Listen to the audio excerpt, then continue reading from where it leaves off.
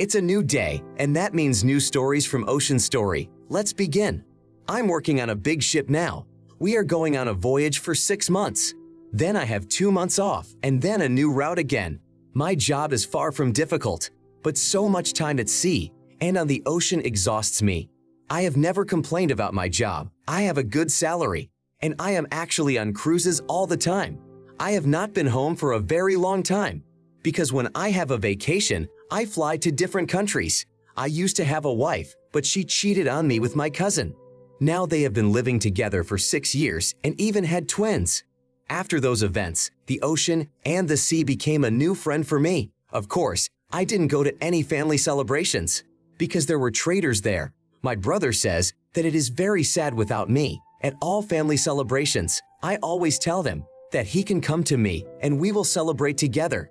My dad often invites me to come to at least one holiday. For 7 years in a row, I'd have been refusing him.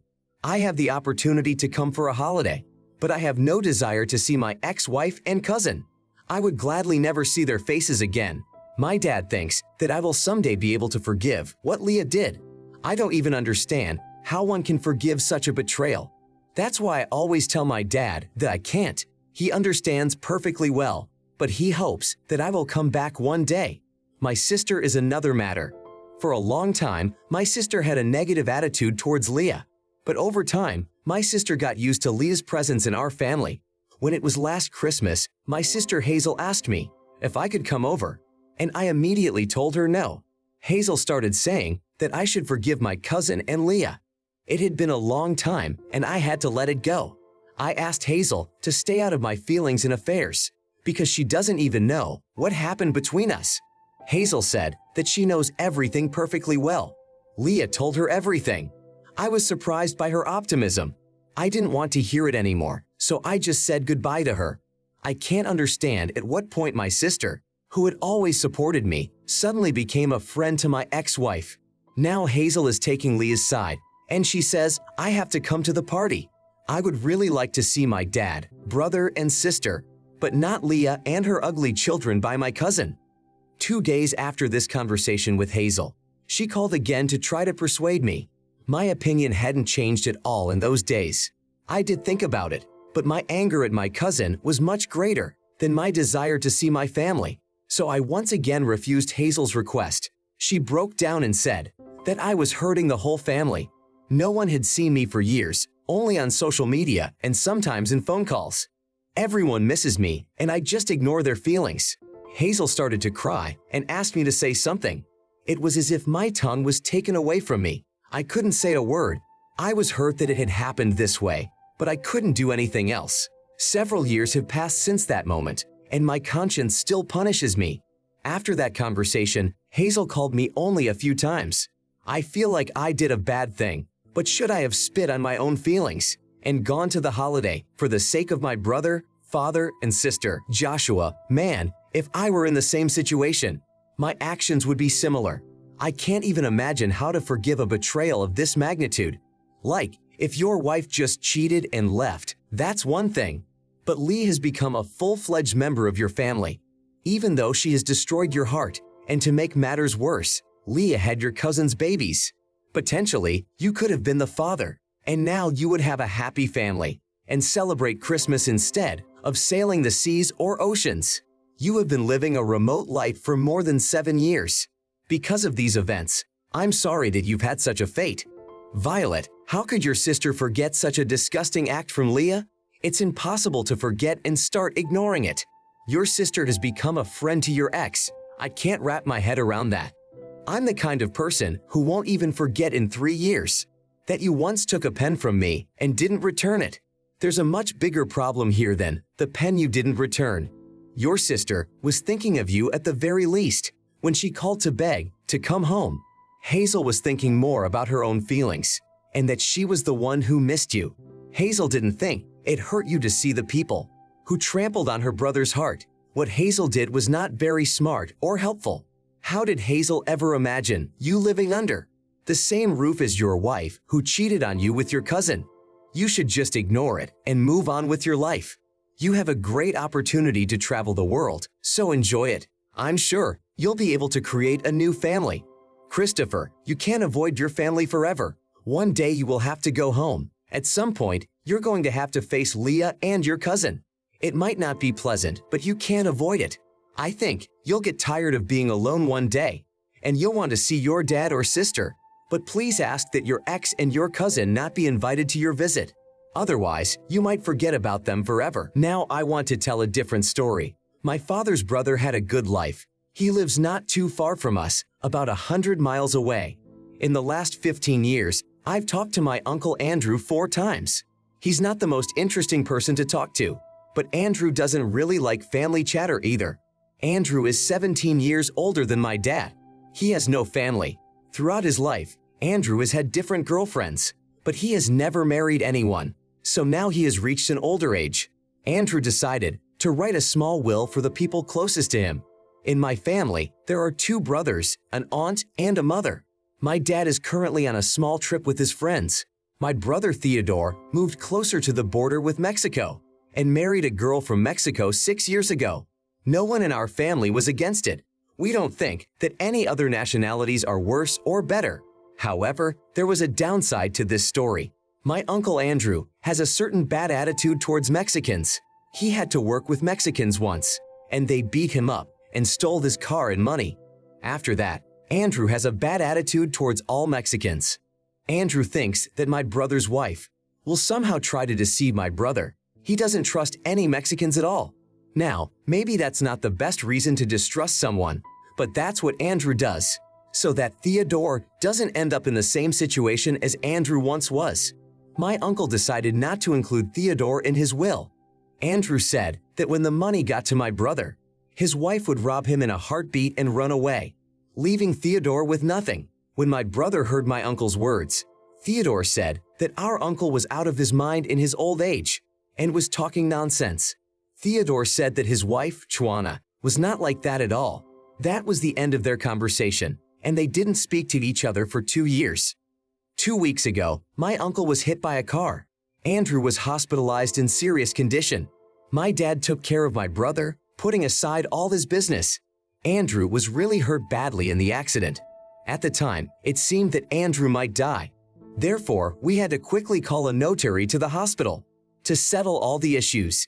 Andrew sometimes regained consciousness and could talk, but not for more than 10 minutes. In the hospital, Andrew said for sure that he would not add to the inheritance of my father and brother.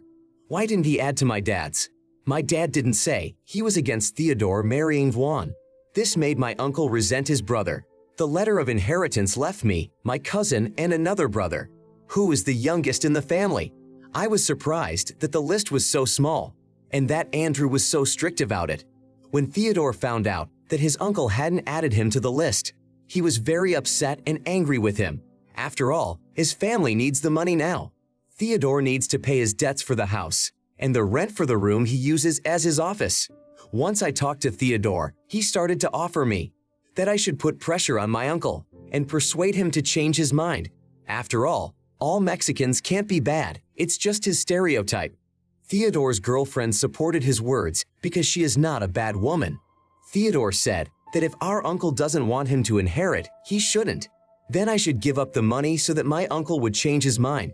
To be honest, I agree with Theodore that my uncle is treating Juan a little too badly, but I don't think I can do anything to influence Andrew. I have no great desire to solve Theodore's problems. I'm fine with the way things are. Money is an important resource, and I did not want to lose this resource at Theodore's request. Of course, I do not support my uncle in his statements about Mexicans, but I don't have to agree with Andrew to get money from him. I started my woodworking workshop not long ago. The amount of money I'm going to get will be a good help in promoting my business.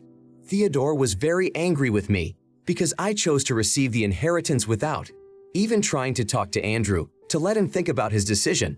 My aunt thinks that I should have helped with the decision. After all, we are all family and we have to help.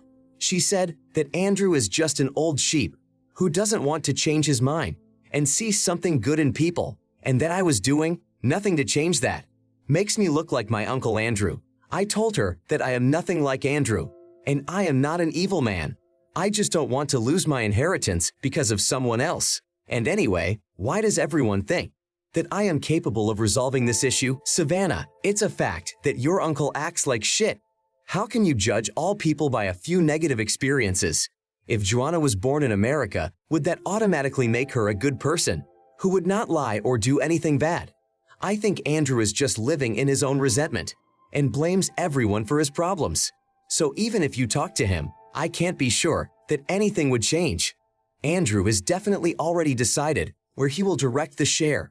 That would be for Theodore. You shouldn't try to influence anything, because you'll only get more problems. Caleb, if you really love and respect Theodore, you should give him money from your share. If you don't want to take it upon yourself to talk to your uncle, then at least give Theodore the money. Think about the absurdity of your uncle's actions. Andrew doesn't know Theodore's girlfriend at all, but he judges her because she is from Mexico. Your uncle doesn't care whether she is a good or bad person. The main factor for him is her nationality. It's crazy and nothing more. It's like if I gave candy to all the children, but those who wear red would never get anything from me. It doesn't matter that these children can behave better than the ones who get candy. After all, I only look at the clothes. It is for these reasons that you should share your share with Theodore. Audrey, it looks very strange when relatives, who may not communicate for years, start managing the affairs of others. It's like you haven't spoken to your uncle for a couple of years, and now you walk into his room and tell him that he should change his mind and add Theodore to the will. If I were in your uncle's shoes, you would be on the verge of being disinherited too. After all, you have no right to tell your uncle who he should include in his will. I understand if Andrew were close to you, you could talk to him, but in this case you can't do that. Ryan, I hate it when people start meddling in their own business.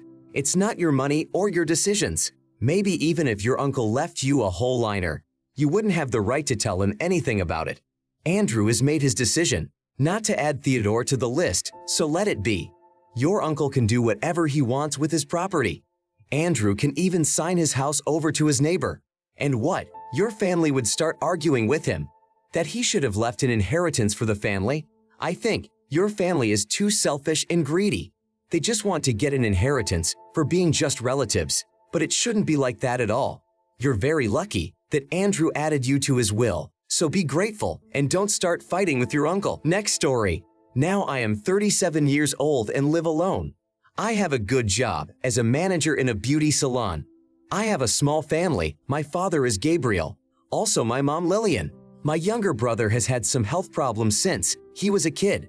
During the first years when I was little, my uncle Julian helped my parents with Isaac's care.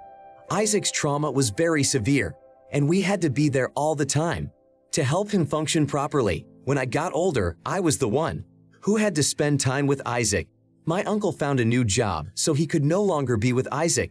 This became a big problem for me for the rest of my life. I had to postpone a lot of my activities because of taking care of my younger brother. It felt like I was sick too. It hurts me to think about how many times I didn't go out with my friends because I had to take care of Isaac. My parents were always telling me that I couldn't go for a walk outside because I needed someone to sit with Isaac. My mom and dad often went to visit someone else or just left the house, leaving my younger brother with me. It was not difficult for me to sit with Isaac, but it annoyed me a lot because all my free time was spent taking care of Isaac. Once my mom forbade me to go to a birthday party of my classmate. She had to go to the hairdresser. Lillian told me to stay home. Because of these moments, I started to hate babysitting Isaac. Sometimes I just wanted to leave and never come home. When I turned 20, I got my chance to live happily without my parents and Isaac. From time to time, my parents would call me to babysit my brother, but almost every time I refused or didn't answer the phone. When 4 more years passed, my parents realized that they didn't have the strength to take care of Isaac. My mom and I had a very rough conversation about it. I said I would not spend my weekends or vacations on my brother Isaac. My mom and dad were angry with me because I refused them. My mom tried to hire someone to take care of Isaac, but it always failed. Most of the time, the difficulty was lack of money. My parents thought for a long time about some alternative solutions. The father suggested that they put their son in a special institution where he could be looked after. My dad suggested putting his son in a special home. He could be looked after. Lillian was sure that it would not be good for Isaac, in general, because of Isaac's health problems. My mom treated Isaac better than me. I was always to blame for all the problems, according to my mom. I was very happy when I finally left their house. My mother told Gabriel that she did not plan to put Isaac in any hospital or medical facility. So she and my dad started to communicate with me regularly to take care of him. After all, they had to live too, and they couldn't stay at home with Isaac all the time, my mom said. My dad also tried to reassure me that I would be a very good caregiver and daughter if I stayed with Isaac. I told them 100 times that I had no plans to spend my time with Isaac. The number of times my mom tried to manipulate me by crying into the phone while we were talking is beyond me. It is also important for me to have my own life plans. The last time I talked to my dad, I told him if he said anything about caregiving again, I would block their number with my mom. They were very offended by me. My dad says that he raised a beautiful girl and she grew up to be a rude and selfish woman. My mom says I'm soulless and don't think about my family. When my uncle Julian found out that I had so rudely refused my parents' help, Julian was furious and I received calls from him regularly. My uncle would often write messages saying that I should babysit Isaac because I was his sister and I should have compassion for him. Julian did not accept any answer that I wanted to live happily. He kept telling me that I had to stay with my brother and let my parents have some free time. He didn't care that I had my own plans and work. My mom's friends say a lot of bad things about me to this day. To them all, I'm a scoundrel and a stupid proud girl. I agree that sometimes I said something rude to my parents, but only because they were trying to convince me to sit with Isaac very often. My mom often put her plans ahead of mine. All my affairs were nothing more than an excuse for her. I think I have every right not to agree to sit with Isaac because I have a life of my own. I want to continue working, going to the movies or festivals with my friends. It may be strange for some people that I so abruptly refuse to sit with my brother who has injuries, but I have already spent so much of my time sitting with Isaac. I don't think my mom has any right to say that I am rude and selfish. After all, I spent all my 20s sitting with Isaac. What would have changed in our family if I had sat and looked after Isaac? I think I could have said goodbye to my own goals and friends. Addison, I recently saw a similar story in a TV series. I can only say a few simple things. You have the right not to be a babysitter for Isaac. It may be a little harsh, but you don't have to, even if it is your brother. Your dad is doing the right thing with his suggestions to put Isaac in a hospital or a home where he can be cared for. The only problem is your mom Lillian, who is very stubborn. If she is not satisfied with something, Lillian should not be the one to solve it. Your parents have no right to force you to do anything. You are clearly not 13 years old anymore. Your parents have left you the opportunity to have a great time as a teenager. You shouldn't have to ruin the rest of your life to take care of Isaac. Why didn't your parents think about the option of caring for Isaac before? I think they were just irresponsible. They probably thought that you would take responsibility for Isaac. Aubrey, why does your uncle Julian meddle in your business so much? Unless he's not happy that you don't want to be with Isaac, he should come to your parents' house and sit with Isaac. Your parents must have complained to Julian every day about how bad you are. Suggest that Julian take a weekend or vacation to watch your brother. I'm really curious what he'll come up with to justify himself. You have your own life, and you're absolutely right. If your work or lifestyle is important, then don't pay attention to what your parents or anyone else says. No one should judge you for it. It's hard for me to imagine how hurtful it must be for you to hear all these words from your family. A story that really surprised me. I have been married to my husband Matteo for more than 8 years. We have 2 children, a son, Anthony. We also have a 4-year-old daughter, Ellie. My parents are very good to their grandchildren. Similarly, my husband's parents love our children. I have some difficulties with my husband's father. Jackson is a man of 63. He is not in the habit of bending to other people's rules or opinions.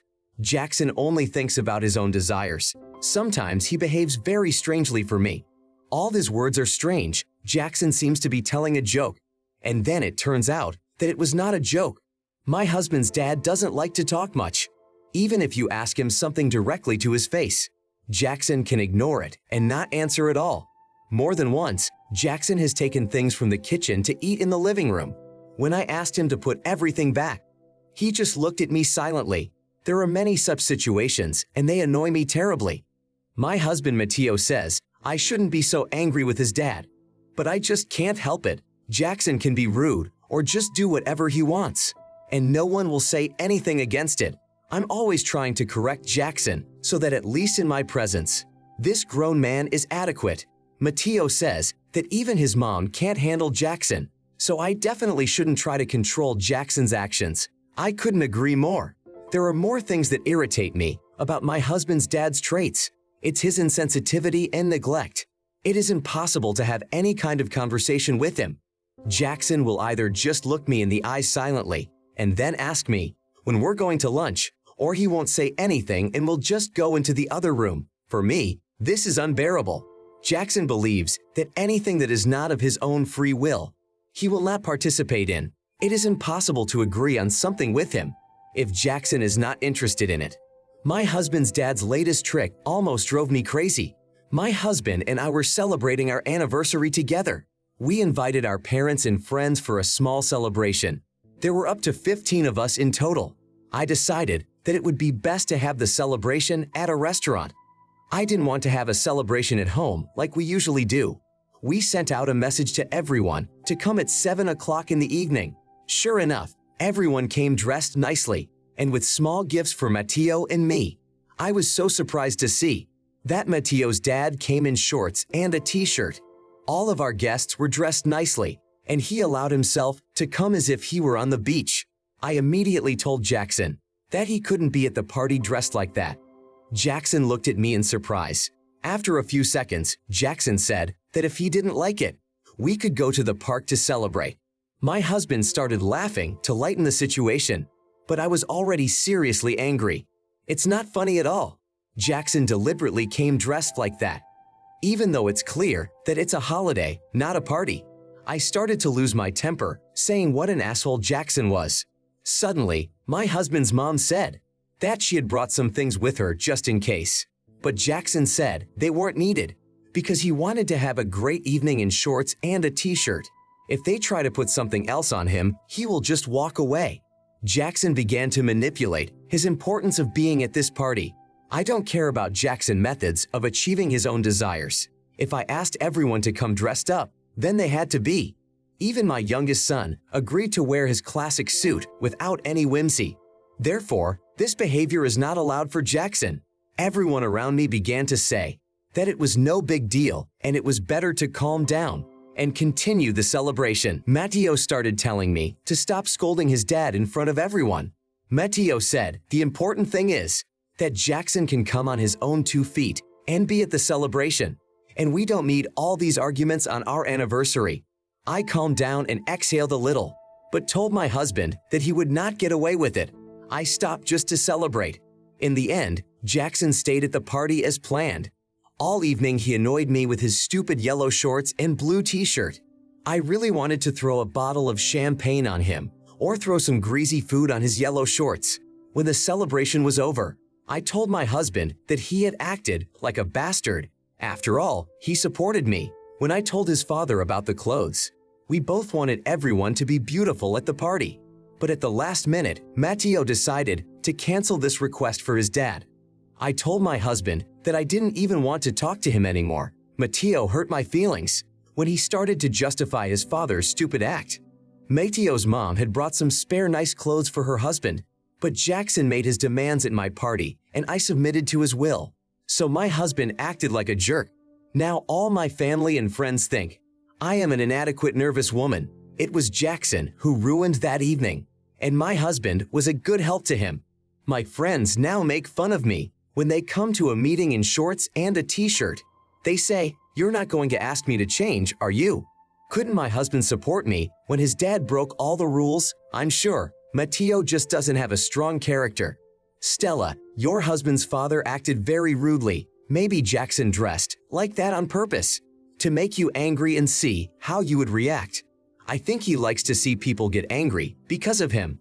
I can't explain his actions any other way. After all, Jackson is not some teenager who wants to break the rules all the time. He is a grown man, but his actions are very disgusting. If Jackson allows himself to behave in any way, then this is a common problem for everyone, not just yours. Why didn't anyone want to say a word at the party? That Jackson's clothes clearly didn't fit the party style? Your husband could have supported you, but he decided to just ignore the situation, just like his dad. Your husband should stop supporting his dad, especially if Jackson is behaving badly and annoying you. Mateo should be the first one to address this issue. I'm sorry that your husband thinks more about his dad than about you. You should be more important to him. Lincoln, my brother behaves exactly like your husband's father. If he's not happy with something, it's going to affect everyone. My brother may not even begin to solve the problem, but everyone will know about it, and someone will make sure that this problem is solved. My brother never tolerated someone else's opinion. That was not similar to his own. He used to say that it was complete nonsense. Only his ideas were right. Your husband should have supported you in the first place. I understand that he is his father, but Mateo, you should realize that your family is your wife and children now, not your dad. Every decision should be in favor of the family, not cause problems. I think that Mateo should apologize to you with at least one delicious dinner in a restaurant. Zoe, I think you're focusing too much on the bad relationship with your husband's father. Actually, your husband Mateo is right. You should be happy that his dad Jackson is free to move around and wear whatever he wants. No matter how bad your relationship with Jackson is, you wouldn't even say anything bad if he came home in shorts. For example, if your friend came in shorts, you definitely wouldn't make a big deal about it. So you're not really better than Jackson. My next story. I work as a salesperson in a home appliance store. 9 years ago, I divorced my wife, Brooklyn. She quickly found a new husband, Asher. My ex and I have a son, Nathan, who is 8 years old now. I hardly ever speak to Brooklyn because she annoys me all the time. We have joint custody of our son. On weekends, Nathan comes to me, and on Monday morning, I take him to Asher in Brooklyn. I work 5 days a week from morning until 6, and sometimes until 8 in the evening. I don't really like it, but I need the money now. The last time I took Nathan to his mom, we had a little conflict with Brooklyn. Her boyfriend Asher had a son of his own, Thomas, who is 8 years old. This boy does not get along well with my son. Mostly, our quarrels with Brooklyn arise from the moments of upbringing.